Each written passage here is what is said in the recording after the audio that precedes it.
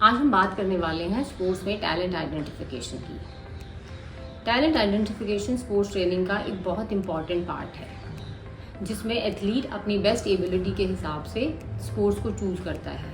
यानी कि अगर किसी की स्पीड एबिलिटी बहुत अच्छी है तो वो ऐसा स्पोर्ट्स चूज़ करेगा जिसमें ये एबिलिटी यूज़ होती हो ज़्यादा मात्रा में, जैसे कि स्प्रिंट्स हो गई या फिर सॉकर हो गई जिसमें बहुत सारी स्प्रिंट्स होती हैं। तो ये क्या करना ज़रूरी है?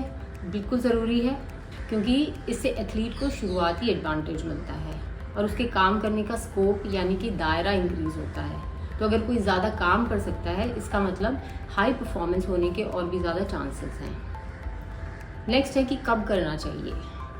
18 साल से पहले की उम्र तक, जब बच्चा अभी डेवलप ही हो रहा है, उससे पहले आप कर सकते हैं, लेकिन इसकी बेस्ट एज होती है 9 से 12 तक की। उसका रीज़न ये है कि फिज़िकल परफॉर्मेंस की दृष्टि से 20 से 30 साल की उम्र सबसे ज़्यादा अच्छी मानी गई है और 8 से 10 साल लगते हैं कि एथलीट को हाई परफॉर्मेंस लेवल तक पहुंचने के लिए।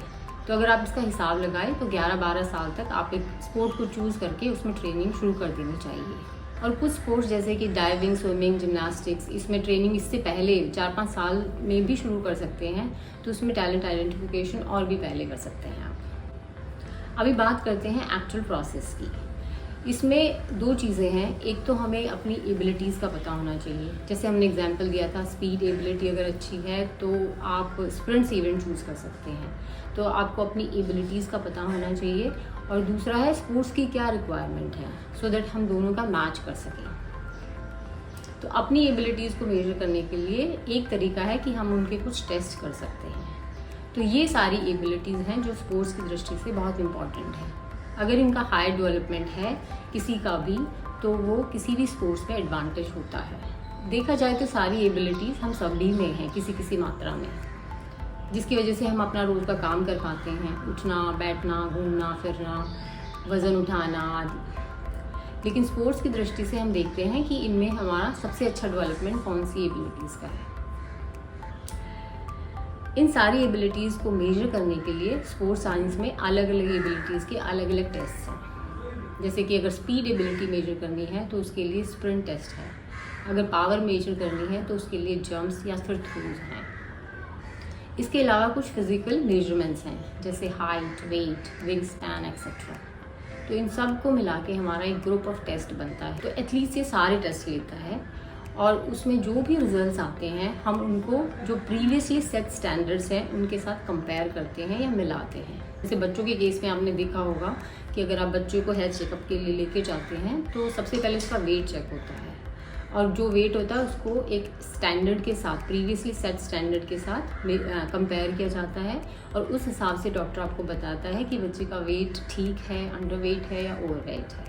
तो इसी तरीके से इन सारी एबिलिटीज़ के भी प्रीवियसली सेट स्टैंडर्ड्स हैं जिनके साथ इनका रिजल्ट्स का कंपैरिजन करते हैं। तो उससे हमें 2 चीज़ों का पता लगता है। एक तो दूसरों के कंपैरिजन में एबिलिटी का क्या डेवलपमेंट है और हमारी सारी एबिलिटीज़ में किस एबिलिटी का डेवलपमेंट सबसे ज़्यादा अच्छा है। तो जिस भी एबिलिटी का डेवलपमेंट सबसे ज़्यादा अच्छा होता है, जो भी आपकी बेस्ट एबिलिटी है, उसके अनुसार आप अपना स्पोर्ट चूज़ कर सकते हैं। कई स्टेट अथॉरिटीज़ भी टैलेंट स्काउटिंग के लिए टेस्ट यूज़ करती हैं। किसी एक पर्टिकुलर स्पोर्ट में टैलेंट आइडेंटिफाई करने के लिए इन टेस्ट के अलावा उस स्पोर्ट से रिलेटेड कुछ टेस्ट भी हो सकते हैं। तो पहला तरीका तो ये हो गया। दूसरा तरीका है ऑब्जर्वेशन मेथड, जिससे हम टैलेंट का पता कर सकते हैं। उसमें खिलाड़ी 2-3 साल तक कोई भी स्पोर्ट्स एक्टिविटीज़ करता है या फिर कोई एक स्पोर्ट्स खेलता है, तो उस वजह से उसकी एबिलिटीज़ को डेवलप होने का मौका मिलता है। अगर कोई अच्छी एबिलिटी है उसकी, तो वो और भी ज़्यादा एडवांस हो जाती है और साफ दिखती है। तो अगर कोई कोच या एक्सपर्ट उसको देखता है तो उसको इस चीज़ का पता लगता है। तो उस गेम का एक्सपर्ट होने की वजह से उसको पता होता है कि इस स्पोर्ट्स में कौन सी एबिलिटी परफॉर्मेंस के लिए क्रिटिकल है। तो अगर वो बच्चे में उसको दिखाई देती है बिकॉज उसका टैलेंट है, तो वो उसको आगे की ट्रेनिंग के लिए रेकमेंड कर सकता है।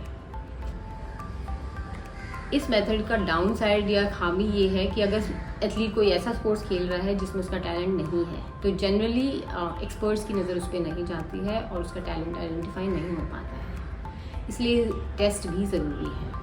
इसलिए टैलेंट आइडेंटिफिकेशन में पेरेंट्स का इम्पॉर्टेंट रोल है।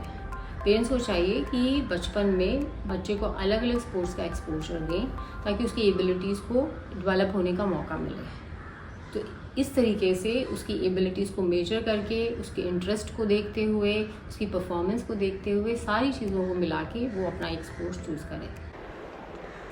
कई सारे स्पोर्ट्स लेजेंड्स हैं जो पहले दूसरे स्पोर्ट्स भी खेलते थे। अलग अलग स्पोर्ट्स खेलने से स्पोर्ट्स इंटेलिजेंस बढ़ती है।